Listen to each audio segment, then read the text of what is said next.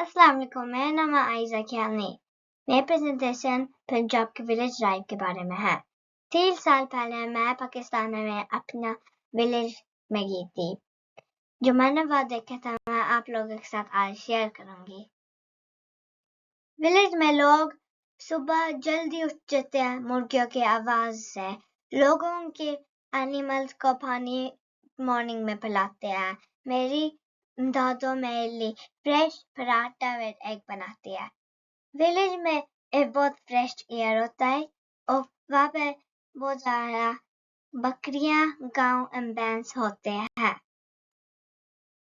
Cows and buffalo से fresh milk मिलता है।